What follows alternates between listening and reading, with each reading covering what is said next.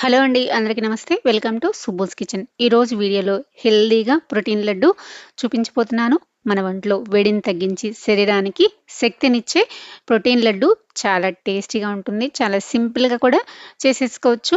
తప్పకుండా ట్రై చేయండి. ట్రై చేసి మీకెలా వచ్చిందో కామెంట్ చేయండి. ఈ లడ్డూలు ఇలా బాక్స్‌లో స్టోర్ చేసుకున్నా కూడా ఎక్కువ రోజులు నిల్వ ఉంటాయి. మీరు కూడా ట్రై చేయండి. ముందుగా ఒక గిన్నె పెట్టేసుకొని అందులో స్ట్రెయినర్ పెట్టేసుకొని 1 కప్పు బార్లీ బియ్యం వేసుకొని ఇందులో కొంచెం వాటర్ వేసుకొని ఇలా చేత్తోటి కలుపుతూ క్లీన్ చేసుకోవాలి. బార్లీ బియ్యం పైన ఉండే దుమ్మంతా ఇలా అడుగున వాటర్‌లోకి వచ్చేస్తుంది.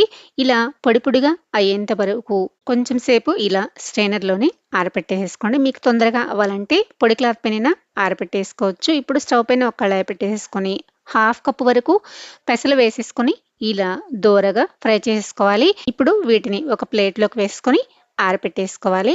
ఇప్పుడు అదే కళాయిలో మనం ఆరపెట్టుకున్న బార్లీ బియ్యాన్ని వేసుకొని మంటని లో టు మీడియం ఫ్లేమ్‌లోకి అడ్జస్ట్ చేసుకుంటూ ఇవి కూడా కొంచెం కలర్ మారి లైట్ గోల్డ్ కలర్ వచ్చేంత వరకు ఫ్రై చేసుకోవాలి. ఇవి వేగాయో లేదో తెలుసుకోవడానికి ఒకటి నోట్లో వేసుకొని చూసామంటే మెత్తగా ఉండకూడదు, గట్టిగా ఉండాలి.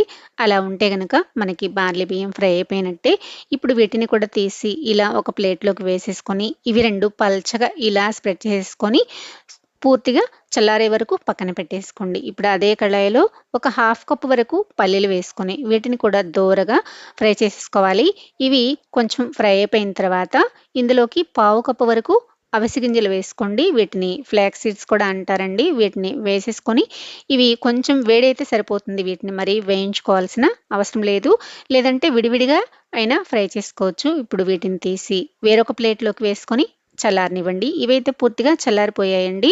ఇప్పుడు ఒక మిక్సీ గిన్నె తీసేసుకొని పప్పులన్నీ ఇందులోకి వేసేసుకుందాము. మీరు తీసుకున్న మిక్సీ గిన్నెను బట్టి పప్పులు వేసుకోండి. చిన్న మిక్సీ గిన్నె తీసుకుంటే గనక 2 సార్లుగా వేసుకోండి.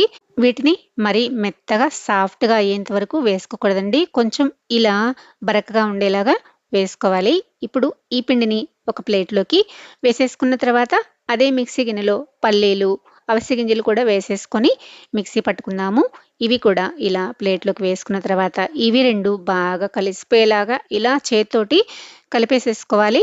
పూర్తిగా ఇలా కలిపేసుకున్న తర్వాత అదే మిక్సీ గిన్నెలో ఒక 2, 3 గరిటెల వరకు అడుగున పిండిని వేసేసుకొని స్వీట్‌నెస్ కోసం 1 కప్పు బెల్లం కరెక్ట్‌గా సరిపోతుందండి. మీకు ఇంకొంచెం ఎక్స్‌ట్రా కావాలంటే గనక ఒక పావు కప్పు వరకు వేసేసుకొని ఇలాగా మెత్తగా గ్రైండ్ చేసేసుకొని ఈ గ్రైండ్ చేసుకున్న బెల్లం పొడిని కూడా ఇలాగా ప్లేట్‌లోకి వేసేసుకొని ఈ మిశ్రమం అంతా బాగా కలిసిపోయేలాగా ఇలాగా కలిపేసుకున్న తర్వాత ఇప్పుడు ఇందులోకి నెయ్యిని వేసుకొని ఉండలు చేసుకుందాం. మనం సున్నుండలైతే ఏ విధంగా చేసుకుంటామో అలాగా చేసుకుందాము. ఇలా కొంచెం కొంచెం పిండి తీసుకొని అందులోకి నెయ్యిని వేసేసుకొని కలుపుకోవాలి.